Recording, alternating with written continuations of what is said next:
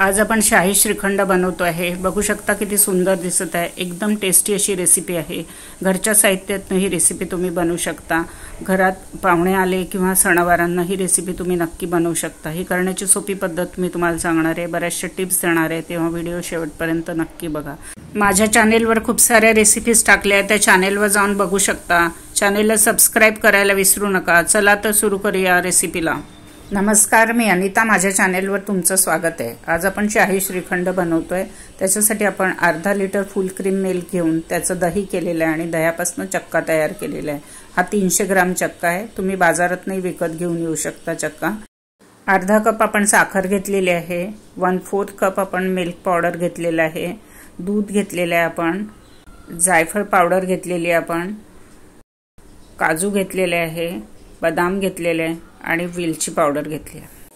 आपण आता 10-12 काजू घेतले आणि 10-12 बदाम घेतलेले आहे आणि त्याची अशी जाडसर अशी भरड करून घेतोय। मिक्सरच्या भांड्यात टाकायचं, चालू करायचं, काही सेकंद फिरवायचं, पुन्हा बंद करायचं, फिरवायचं। अशा प्रकारे आपण जाडसर पावडर त्याची करून घेतोय। काजू आणि बदामची जाडसर अशी भरड आपण करून घेतली आहे। बघू शकता कशी दिसते ते। आता गॅसवर आपण एक भांड ठेवलंय आणि त्याच्यामध्ये आपण 2 कप दूध टाकून घेतोय। हे फुल क्रीम मिल्क आहे, साधारण 400 ml हे दूध आहे आणि गॅसची फ्लेम आपण जोरात ठेवतोय आणि दूध आपण बॉईल करून घेतो आहे।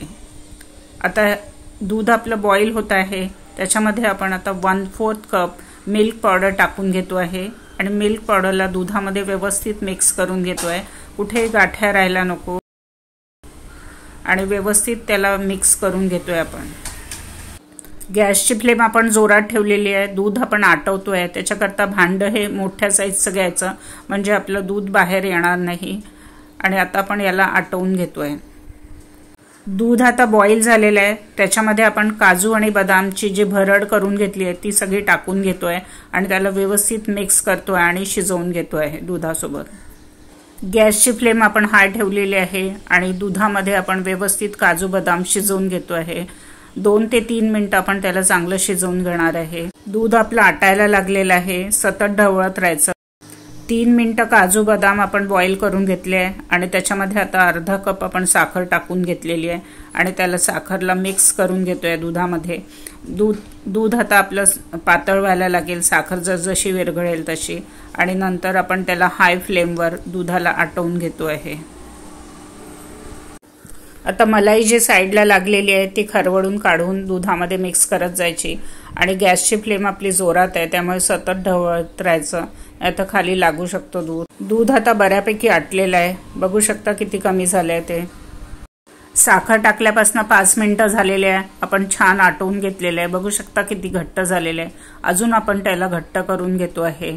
गॅसची फ्लेम जोरात ठेवलेली आहे, त्यामुळे सतत ढवळत राहायचं। आता आपण याच्यामध्ये अर्धा चम्मच वेलची पावडर टाकून घेतोय। वेलची पावडरमुळे खूप छान सुगंध येतो आणि टेस्ट पण खूप छान येते। आता दूध आपण अजून आटवून घेतो आहे। दुधामध्ये आपल्याला काजू बदामाचे पार्टिकल्स दिसतात आहे छान, एकदम टेस्टी असं हे दूध आपलं आटवून घेतलेलं आहे आपण। आता साखर टाकल्यापासून आपण 10 मिनिटं त्याला आटवून घेतलेलं आहे। बघू शकता किती घट्ट झालेलं आहे। आता हे जर थंड झाल्यावर अजून जास्त घट्ट होणार आहे, तेव्हा आपण आता गॅस बंद करतो आणि याला थंड करून घेतोय। जे दूध आपण आटवून घेतले ते एका भांड्यात काढून थंड करून घेतलेलं आहे। बघू शकता कसं दिसतंय।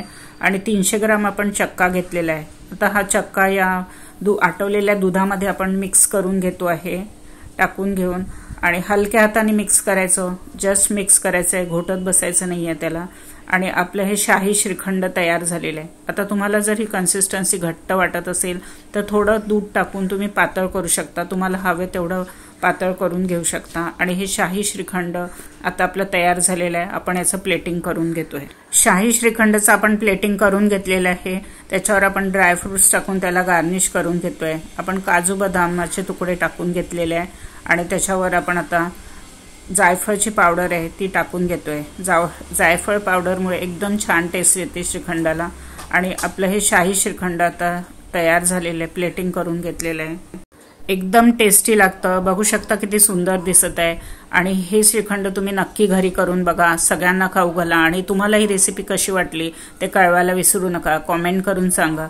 माझ्या चॅनलला सबस्क्राईब करा, बेल आयकॉन दाबा, लाईक करा, जास्तीत जास्त शेअर करा. आणि पुन्हा भेटूया नवीन रेसिपीसोबत, इंटरेस्टिंग रेसिपीसोबत. धन्यवाद.